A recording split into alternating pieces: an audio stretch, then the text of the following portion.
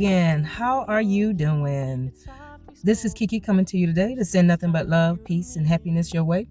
And the Spirit God led me to share a message with you today.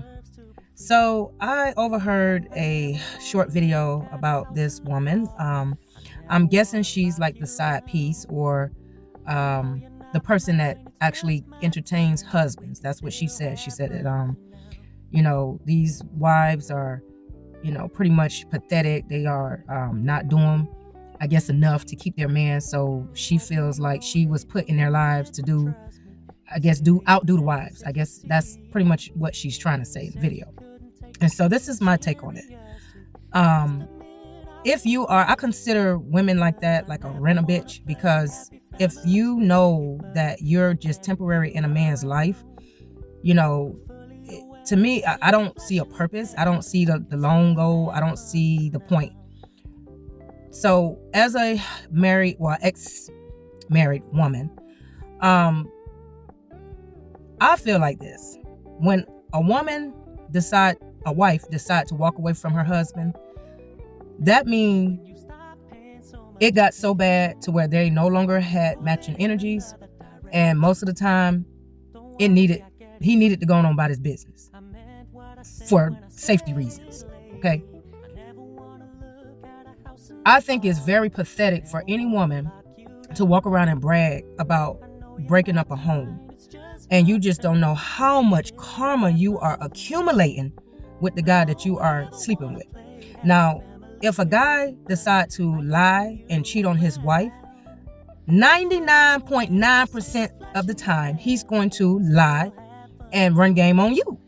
Now, you may walk around and brag and say, guess what? I put it on him last night. But his dick is different from his heart. So you can sit there and you can bust a nut left and right. But when his heart is still tied to someone, it's called a soul tie. That's a whole nother level.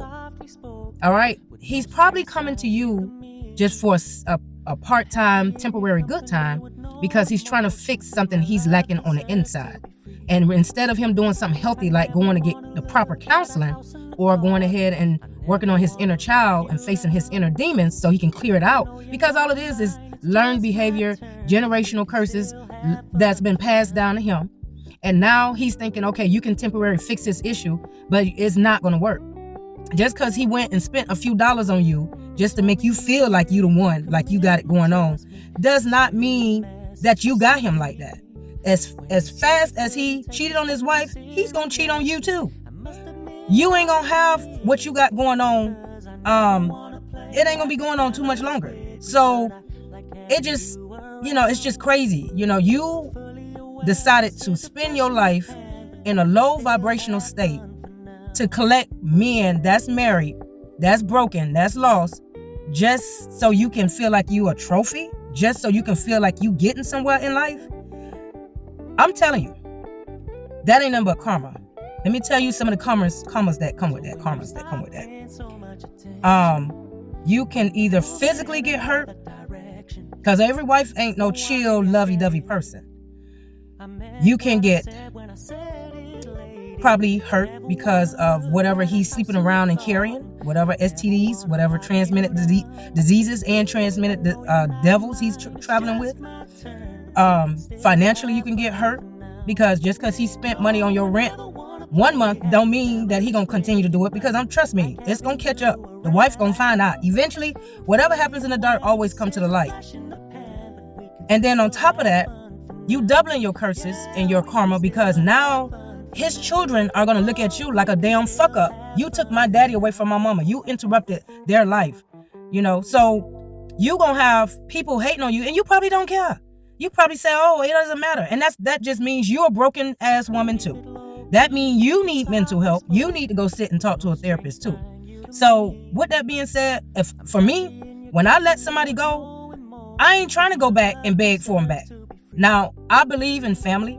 I love black men. I see them as beautiful, wonderful kings. But if it's a broken man that refuses to face the fact that he needs some help, because he don't want to face the trauma that he went through, not just with his exes, but with his mama and daddy, his first parent, his first love, it ain't nothing. Hey, you just relieving me of a burden. Let me tell you a few karmas that was collected along the way while my husband was actually out there cheating.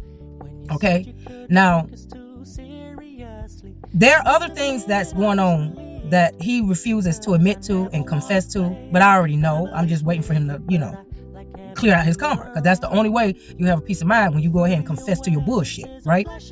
The woman he was with, I guess he was doing some type of work, and he ended up leaving a very sharp piece of iron on the back of his truck, and she wasn't paying any attention, and her ass walked into the iron and sliced her face to the point where she had to be rushed to go and get stitches. See, that's just a little bit of karma. That's just a little bit of karma. Right after that, when my husband called himself trying to play it off like, I ain't sleep with nobody, I ain't mess with nobody, he was working on a job site, like I said in a few videos, I guess last year, and he ended up walking past this construction area, and they were throwing boards out of the window off the 4th floor, and all the boards fell on his back, and he almost became paralyzed, and I had to nurse his ass back to health. So, because they couldn't, nobody else wouldn't come through, okay? That's what a real strong woman would do. Knowing her husband fucked up, knowing this woman that he was sleeping with, texting her, telling her, I love him, he's a good man, you're the one that's manipulative, you're the one ain't no good, and don't know shit about his background. And she running her damn mouth based on some delusional lies he done told her. And she being lonely and vulnerable, falling for it. And she called herself, I'm sexy and fine. He cheated on, he messed with me behind your back. It's okay. I don't have to be hood. I don't have to be hood no more. You know why? Because I graduated. So I'm going to protect myself, of course. You come at me sideways, I'm going to protect myself. But as far as thinking that I'm finna fight over a nigga that don't even want, I'm trying to help him grow financially, mentally. I'm saying, hey, I noticed you're trying to start your side business. I'll do all the paperwork. I'll be your secretary if you need me to. Okay, that's the kind of woman he had in his life. When he brought some health issues, I was still the one that said, you know what? I'm gonna make sure that we lock it down. We be faithful together. We don't want to work. We don't have to worry about, any other issues coming in. That's the kind of woman he had.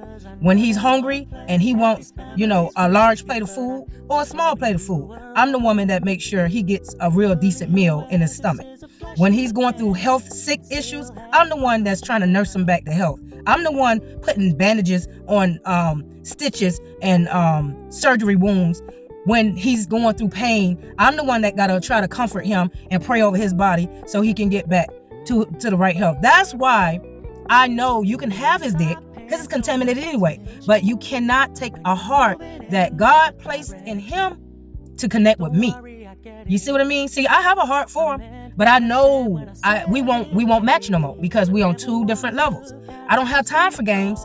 I'm trying to stay healthy mentally, physically, financially, and I can't do that when he's trying to follow behind every loose, easy bitch that's where she got it like that. So, with that being said, be careful, because let me tell you, you get on his bad side, don't let him get close to your neck.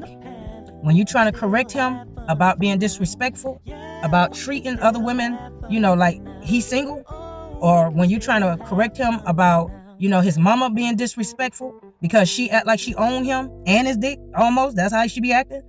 When you trying to compete against his stepdaughter that feel like, okay, daddy, you ain't paid child support when I was a teenager, so I'm finna make up for it in my 20s and 25 and 30s. When you got to compete with that kind of shit and you try to stand your ground, good luck with that. I promise you, I don't know where you located at, but you might want to have the police department number stored in your phone, because it's coming and it's going to get ugly.